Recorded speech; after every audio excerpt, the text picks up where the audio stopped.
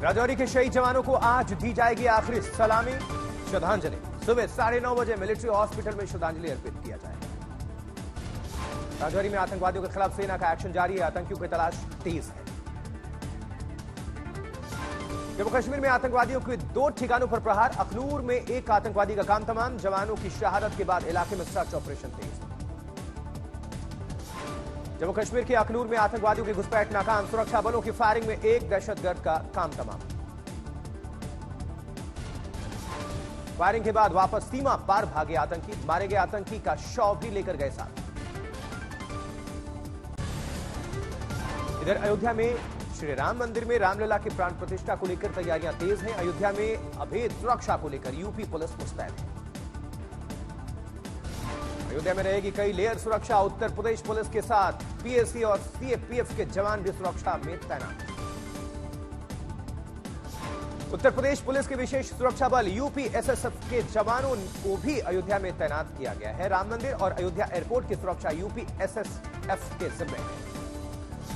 UP police की सभी special unit Ayodhya में मौजूद है। प्लान के मुताबिक पुलिस बल की तैनाती हो रही है।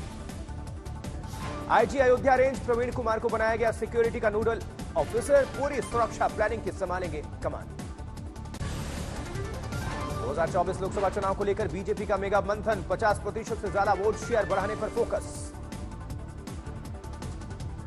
2024 के लिए रणनीति बनाने पर दिल्ली में बीजेपी की 2 दिनों की हुई बैठक। दूसरे दिन गृहमंत्री अमित शाह ने दिया जीत का मंत्र। अमित शाह ने बड़े अंतर से विपक्ष को हराने का दिया फॉर्मूला। सरकार के काम को जन जन तक पहुंचाने पर जोर दिया। इंडिया गठबंधन की बैठक के बीच दिल्ली में कांग्रेस नेशनल अलायंस की मीटिंग। सीटों को लेकर माथापच्ची। वहीं 2024 चुनाव से पहले कांग्रेस संगठन में बड़ा फेरबदल। प्रदेश कमेटी में चर्चा के बाद फाइनल फैसला। जबकि यूपी में बीजेपी के खिलाफ चुनाव लड़ने के लिए कसी कमर। प्रियंका गांधी वाड्रा की जगह यूपी में अविनाश पांडे बने प्रभारी। कांग्रेस में सांगठनिक फेरबदल। सचिन पायलट को बनाया गया छत्तीसगढ़ का प्रभारी महासचिव। कांग्रेस ने कर्नाटक में किए फेरबदल। रणदीप सिंह सुरजेवाला को कर्नाटक की जिम्मेदारी सौंपे गए। उपराष्ट्रपति जगदीप धनखड़ ने मल्लिकार्जुन खड़गे को लिखी चिट्ठी। सांसदों के निलंबन पर चर्चा के लिए 25 दिसंबर को बैठक का सुझाव दिया। पहलवानों के मुद्दे पर बोले हरियाणा के गृहमंत्री अनिल विज। पुरस्कार उनका अधिकार है, इसे वापस नहीं करना चाहिए। यूपी और गुजरात में शराब बिक्री को लेकर शुरू हुई सियासत। एसपी और कांग्रेस ने बीजेपी पर शराब को बढ़ावा देने का आरोप लगाया।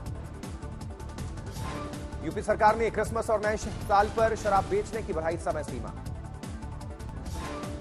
जबकि दिल्ली में नकली दवा को लेकर सियासत तेज है। सरकारी अस्पतालों में नकली दवा खरीद को लेकर घिरी राज्य सरकार। सरकारी अस्पताल में नकली दवा को लेकर एलजी ने लिया बड़ा फैसला। सीबीआई को दिया जांच के आदेश।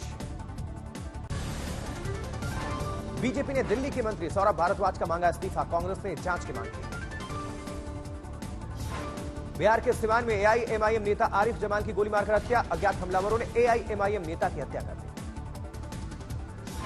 केंद्रीय मंत्री गिरिराज सिंह का बड़ा दावा। कहा आरजेडी में जल्द जेडीयू का विलय हो जाएगा। आरजेडी के विलय वाले बयान को तेजस्वी यादव ने खारिज किया। कहा यह मात्र सुर्खियां बटोरने की कोशिश है। दिल्ली के दौरे पर हैं छत्तीसगढ़ के मुख्यमंत्री विष्णुदेव साय। प्रधानमंत्री मोदी से की मुलाकात।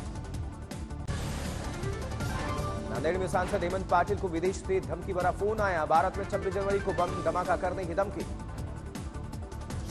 गोंदिया में अतिक्रमण स्थल पर एनसीपी के अजित पवार गुट का कार्यालय। मंत्री धर्मा राव बाब ने खुद अतिक्रमण स्थल पर कार्यालय का किया था उद्घाटन।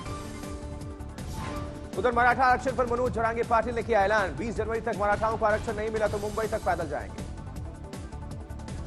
बिहार के यूट्यूबर मनीष कश्यप का जेल से छूटने के बाद जोरदार स्वागत। सड़कों पर मनीष के समर्थन में उमड़ा जनसैलाब।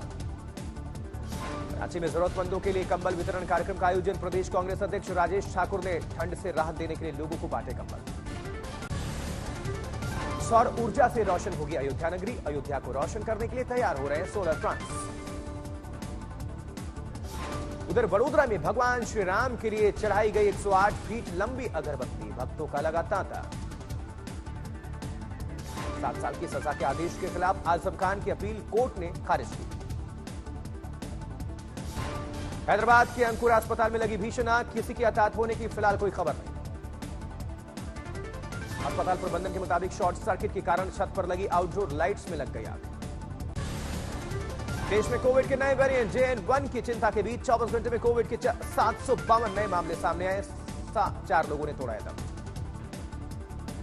उधर केंद्रीय स्वास्थ्य मंत्रालय ने कहा, भारत में एक दिन में 752 कोविड-19 संक्रमणों की वृद्धि देखी गई है, जो 21 मई के बाद सबसे ज्यादा है। केंद्रीय स्वास्थ्य मंत्रालय के मुताबिक सक्रिय मामलों का आंकड़ा हुआ 3420।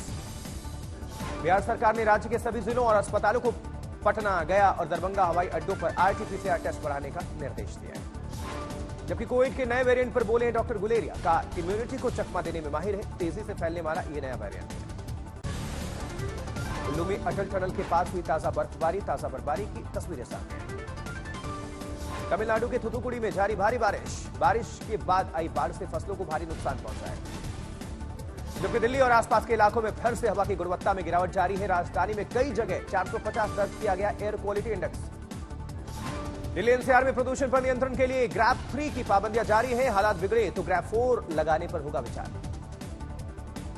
दिल्ली NCR के स्कूल्स में फिर से शुरू हो सकती है ऑनलाइन क्लासेस की व्यवस्था। बच्चों को प्रदूषण से बचाने पर जोर है। सीहोर में एशिया के सबसे खूबसूरत चर्च पे क्रिसमस को लेकर चल रही भव्य तैयारियां। 185 साल पहले अंग्रेजी हुकूमत के दौरान हुआ था चर्च का निर्माण। वर्ल्ड हेरिटेज कालका शिमला रेलवे ट्रैक पर चलने वाली टॉय ट्रेन सैलानियों की पहली पसंद है। चंडीगढ़ में क्रिसमस के पहले शहर में मची धूम, शानदार तस्वीरें आ रही हैं सामने।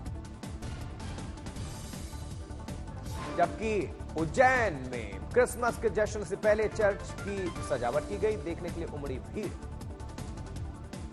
अमरावती में क्रिसमस के चलते गिरजाघर रोशनी से सराबोर, खुश नजर आए लोग।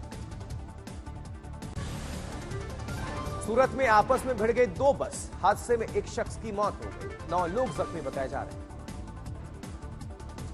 फाजिल्का में हथियार लेकर जा रहे युवक को पुलिस ने पकड़ा, 2 आरोपी फरार बताए जा रहे हैं। कानपुर में बजरंग दल कार्यकर्ताओं और संयोजक को पुलिस कमिश्नर ने फटकारा, वीडियो वायरल हो रहा है। हरदोई में कारोबारी अपहरण कांड में शामिल 2 बदमाशों की पुलिस से मुठभेड़, दोनों गिरफ्तार हुए। गोड्डा में एक हॉस्टल संचालक की हुई हत्या, आक्रोशित ग्रामीणों ने करीब 3 घंटे तक किया हाईवे जाम, वाहनों में लंबी कतार लग गई। अमृतसर में गंदे नाले से एक ATM मशीन बरामद हुआ है, छानबीन कर रही है पुलिस। पलक्कड़ में एक हाथी 15 फीट गहरे कुएं में गिर गया, हाथी के फंसे होने का वीडियो वायरल हो रहा है। हाथरस में सामूहिक विवाह में 55,000 रुपए के लिए भाई बहन ने की फर्जी शादी, पुलिस ने किया इन दोनों को गिरफ्तार।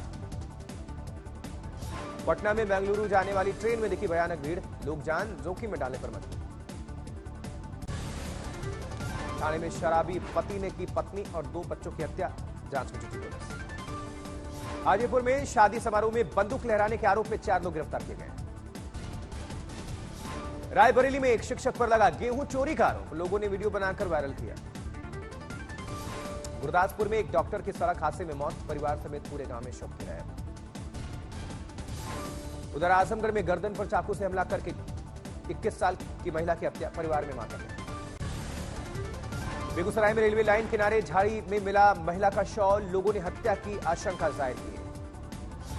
कैमूर में बाइक और ट्रक की भिड़ंत, बाइक सवार गर्भवती मां और 8 साल की बेटी की घटनास्थल पर मौत, पिता बुरी तरह से जख्मी। ओडिशा के ढेंकनाल जिले में मकान खाली करने को लेकर हुआ झगड़ा, किराएदार ने की मकान मालिक की हत्या। जबकि कानपुर में वैन ड्राइवर ने किया छात्रा का रेप, प्रिंसिपल और 3 शिक्षकों पर FIR दर्ज। नागौर में हत्या के आरोप में आरोपी के परिवार के सभी सदस्यों को पंचायत ने सुनाया तालिबानी फरमान, 8 लोग गिरफ्तार किए गए। लातूर में लकड़ी का मंच गिरने से 35 छात्र जख्मी हैं, सभी छात्रों का इलाज जारी है। धनबाद में रजिस्ट्री कार्यालय में जमीन विवाद को लेकर 2 पक्ष भिड़ गए, लोगों ने एक दूसरे को दौड़ा कर चप्पलों से पीटा। गुरुग्राम के एक ढाबा के पास टैक्सी ड्राइवर की गोली मारकर हत्या कर दी गई, पुलिस ने मामले की तफ्तीश शुरू की है। जबकि रुड़की में कोर्ट की सुनवाई के दौरान 2 पक्षों में जमकर चले लात घुसे, वीडियो सामने आया है। आरा में मांग कर रहे छात्रों पर पुलिस ने भाजी लाठियां, SP का लाठीचार्ज से इनकार। एंटरटेनमेंट की खबरों की अगर बात करें तो सालार ने पहले दिन अच्छी खासी ओपनिंग की है, SRK की डंकी ने 2 दिनों में की है बंपर कमाई। उमंग अवार्ड 2023 में रणबीर ने बॉबी देओल को लगाया गले, सलमान, आलिया, कियारा समेत कई सेलेब्स नजर आए। सच्ची घटना पर आधारित फिल्म कॉन्स्पिरेसी गोधरा 2024 में होगी रिलीज। रणवीर शौर्य, मनोज जोशी लीड रोल में नजर आएंगे। विकी जैन ने अंकिता लोखंडे पर वायलेंट हुए सोशल मीडिया पर भड़के फैंस। मद्रास हाईकोर्ट ने मंसूर पर लगाया 1 लाख रुपए का जुर्माना। त्रिशा पर डिफेमेशन केस फाइल करने की अनुमति नहीं दी, मामले को पब्लिसिटी स्टंट बताया। इन्फोसिस ने गवाई 12,475 करोड़ रुपए की डील। एआई पर काम करने के लिए विदेशी कंपनी से 15 साल के लिए सितंबर में हुई थी डील। नए रंग रूप में एयर इंडिया का पहला A350 विमान पहुंचा भारत। दिल्ली एयरपोर्ट पर हुआ लैंड। 4 महीने पहले एयरलाइंस ने अनवील किया था नया लोगो। 31 मार्च 2025 तक सस्ते दाम में मिलेगी मसूर दाल। सरकार ने इंपोर्ट पर रियायत की वक्त सीमा बढ़ाई। इस हफ्ते सोना 63,000 पार तो चांदी 75,000 के करीब पहुंची। 19वें ईवी एक्सपो का आज दूसरा दिन है। कई इलेक्ट्रिक व्हीकल्स कंपनियों ने पेश किए व्हीकल्स। नितिन गडकरी ने किया शुभारंभ।